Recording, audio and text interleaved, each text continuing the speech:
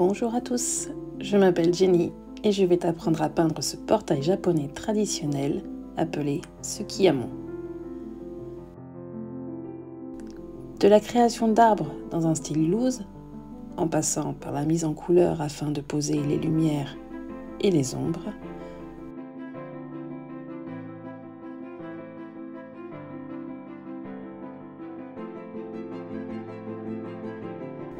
pour enfin arriver jusqu'aux petits détails, j'espère t'amener à peindre de manière simple et décontractée ce portail japonais traditionnel.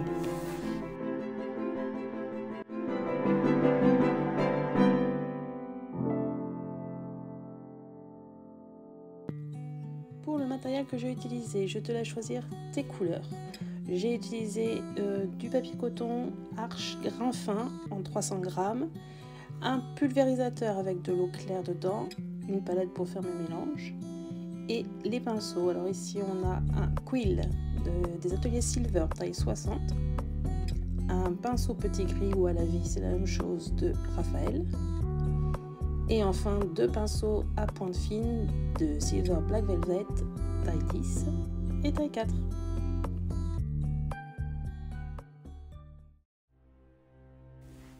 Alors on est parti pour cette première étape où on va s'attaquer aux arbres en arrière-plan de façon très loose. Loose, ça veut dire très diffus, très léger. Donc pour ça, moi j'utilise un pulvérisateur donc rempli d'eau claire que je viens pchiter sur ma feuille au hasard, totalement au hasard. Et ensuite j'utilise mon gros pinceau quill. Alors tu peux très bien choisir un autre pinceau style le petit gris, c'est parfait. Moi j'aime bien les quills parce qu'ils ont une belle réserve d'eau et de couleur aussi, et ça peut durer un petit moment sans que j'ai besoin de recharger. Donc tu vois ici que j'y vais un petit peu au feeling, complètement par hasard. Je fais selon ce que m'a donné le pulvérisateur sur ma feuille. Et je viens ajouter des pigments purs sur les parties où il y a de l'eau, et j'hésite pas à faire bouger ma feuille pour faire circuler les pigments. Donc tu vois, mon spray il est jamais loin, je pulvérise tout autour pour créer un joli dégradé bien diffus, ou alors simplement aussi pour remouiller un petit peu ma feuille parce que mes parties commencent à sécher. C'est quelque chose que j'aime beaucoup faire, donc je vais prendre mon temps, je vais apprécier voir mes pigments bouger, se diffuser. Vous voyez ici, on voit en bougeant la feuille comment ça se diffuse, et des parties qui vont être plus foncées, d'autres beaucoup plus claires. Et donc on peut perpétuellement continuer de rajouter des pigments pour créer toutes ces jolies fusions. Ici cette couleur en fait c'est un duochrome, donc j'ai pas voulu en ajouter beaucoup plus. Je sais qu'en séchant la deuxième couleur va ressortir. Ici je vais procéder de la même manière qu'au premier, avec une couleur rouge parce que je souhaitais faire un érable. Donc je fais la même chose, j'ai mon spray à côté de moi, je viens pulvériser et je viens ajouter mes pigments purs et je travaille, je tourne ma feuille, je remets de l'eau, je remets du pigment, c'est perpétuel, voilà, jusqu'à ce que tu aies un résultat qui te plaise à l'œil.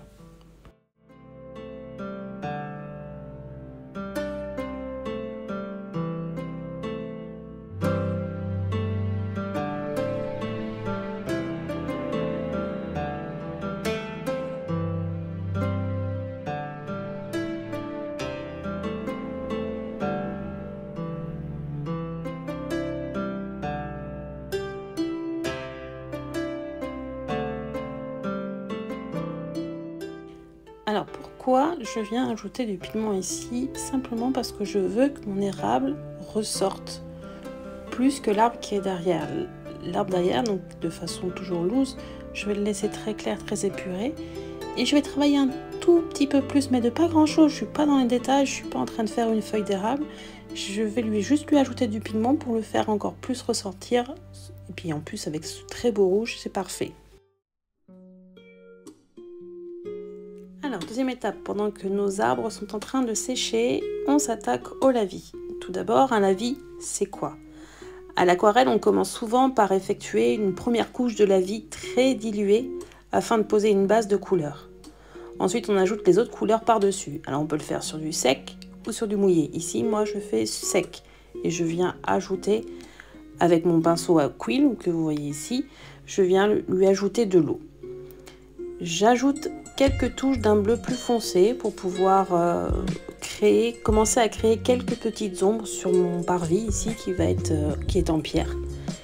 Et vous voyez ici, je viens travailler un petit peu, j'étends la couleur, j'en rajoute, j'en enlève aussi avec l'eau. Enfin, je crée des fusions, je crée des jeux de lumière comme ça. Donc c'est le même principe pour la toiture du Sukiyamo. J'utilise un bleu très clair, assez dilué avec de l'eau. Et ici, je ne vais pas m'appliquer à le poser correctement, à respecter, vous voyez, mon croquis de base en dessous. J'aimerais lui donner un petit côté urban sketching. Donc je vais dépasser, je vais m'amuser avec ça.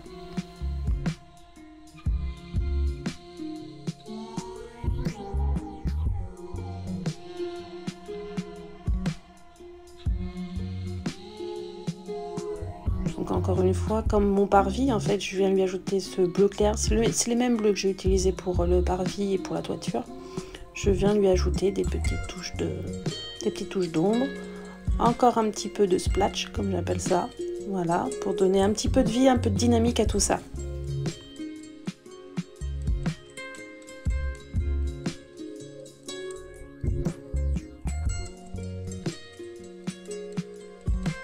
Donc là, je vais descendre sur les portants. J'ai étiré ma couleur avec le bleu et j'y amène un jaune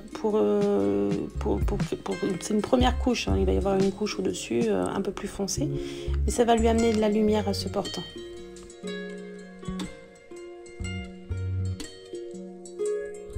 Donc encore une fois, c'est le même principe. J'étire ma couleur et je viens appliquer mon bleu sur les tuiles de mon muret. Et tu vois, je m'applique pas, hein. Je pose juste mon pinceau, le bout de mon pinceau pour essayer de créer cet effet tuile sur le côté.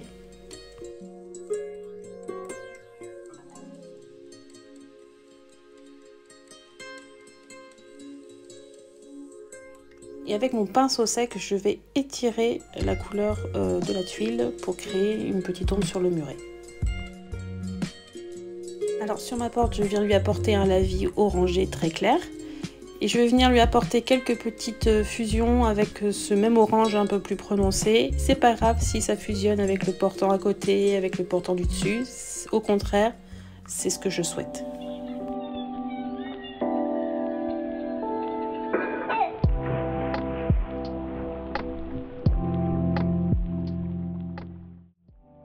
De chaque côté de ce portail, il va y avoir 2 buissons. Donc je viens pulvériser, comme pour mes arbres en arrière-plan, je viens pulvériser de l'eau claire.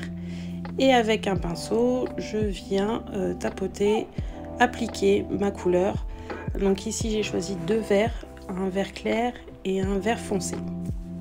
Alors ici, il va y avoir une petite particularité, c'est qu'on va devoir faire attention au jeu de lumière. Donc on va utiliser le vert clair sur la partie supérieure des buissons. Et ici, tu vois, je viens appliquer le vert un petit peu plus foncé. Même en entre-deux, j'ai mélangé mon vert clair avec mon vert foncé. Et ensuite, je viens ajouter mon vert foncé avec plus de pigments. Ici, j'ai ajouté un petit peu de rouge aussi pour donner une petite touche automnale, évidemment. Et encore quelques splashes.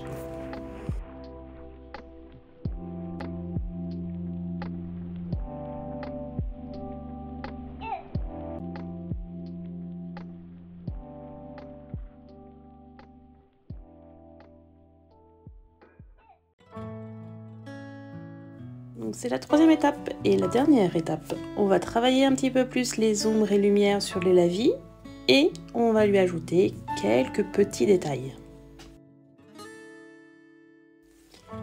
Donc ici j'avais le toit qui était encore mouillé, mes buissons étaient encore un petit peu humides mais c'était pas très grave, donc j'ai décidé d'attaquer le parvis en pierre.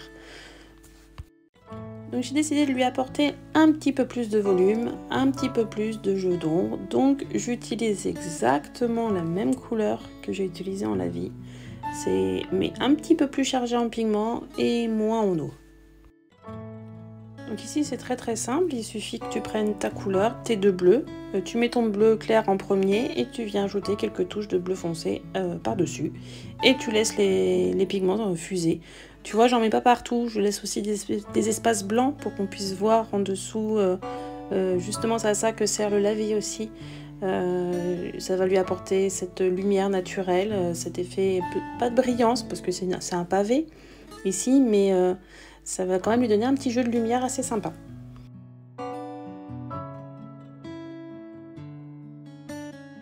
Donc une fois que les pavés sont secs, je viens lui ajouter un petit trait avec mon bleu foncé pour suggérer l'ombre et donc l'épaisseur des pavés. Pas besoin d'être précis là non plus, on reste dans l'esprit urban sketching.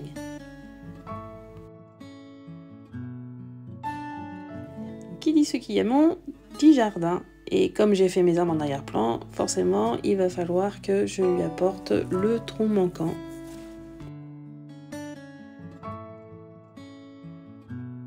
Donc on va travailler la seconde couche de la toiture. Donc je viens avec mon bleu plus foncé avec moins d'eau, hein, il est moins dilué. Je viens lui apporter cette ombre en respectant le sens de la toiture. Même chose pour les tuiles, tu vois, je ne m'applique pas, je pose juste le bout de mon pinceau et je pose ce bleu. Pour cette partie, je vais te dire qu'elle est un petit peu optionnelle. Ici, moi j'ai décidé d'ajouter de l'eau claire entre chaque bleu, tu vois, entre chaque tranche de bleu, et pour pouvoir fondre un petit peu plus mon ombre. C'est optionnel parce que je trouve que ça marche, même si je ne l'avais pas dilué, je trouve que ça marchait plutôt bien. Donc ici, tu vois, je vais travailler les portants. Donc j'ai créé un marron avec la palette que j'avais. Et je viens l'appliquer de la même manière qu'avec mon lavis. Je viens l'appliquer en essayant en laissant la première couche de lavis en dessous pour qui apporte de la lumière. Avec ce jaune, ça apporte de la lumière. Et je fais la même chose sur la porte de mon Tsukiyamon.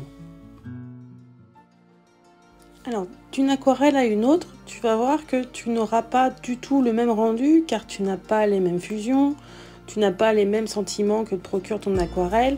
Il y a beaucoup de choses qui rentrent en compte. Il faut que tu te fasses confiance. Regarde ce que ton aquarelle te rend et voir ce que tu peux faire. Par exemple ici, moi je voulais lui donner un effet patiné à ma porte, un bois abîmé qui s'est vieilli avec le temps. Et ça n'a pas fonctionné.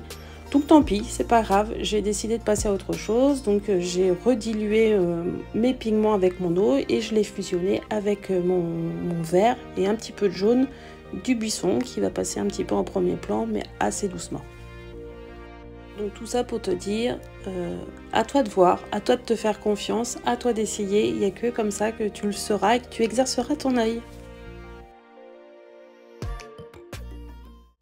Et donc pour finir cette aquarelle, je viens lui apporter quelques petits détails. Alors quand je dis détails, c'est pas de la minutie de chez Minutie, hein. On reste toujours dans l'effet un peu croquis, urban sketching. Donc à ma toiture, en respectant le sens vertical de ma toiture, je viens lui ajouter des petits ponts pour suggérer les tuiles.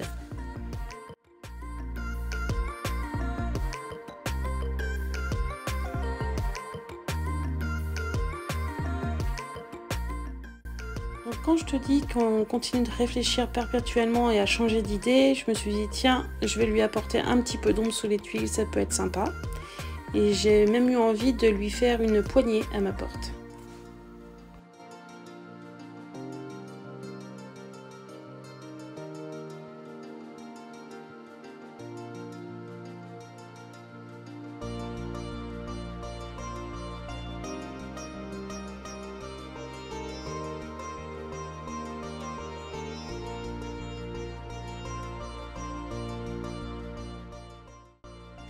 Je t'entends hein, derrière ton écran en train de me dire mais quand est-ce que tu vas t'arrêter? Parce que c'est vrai que c'est très difficile de savoir quand s'arrêter. Mais ici, comme ma porte du Tsukiyamon est ouverte, je trouvais que ça manquait un petit peu de profondeur. Donc j'ai décidé d'ajouter 2 petits troncs de manière assez légère pour suggérer une profondeur. Voilà, c'est fini, je peux donc apposer ma signature avec ma presse à gaufrer. D'ailleurs, je te mettrai le lien en description, c'est fait artisanalement et c'est super chouette. J'espère que le tuto t'a plu, si oui, n'hésite pas à liker et commenter. Si tu as des questions, je suis là évidemment et je t'envoie une bise qui claque bien fort.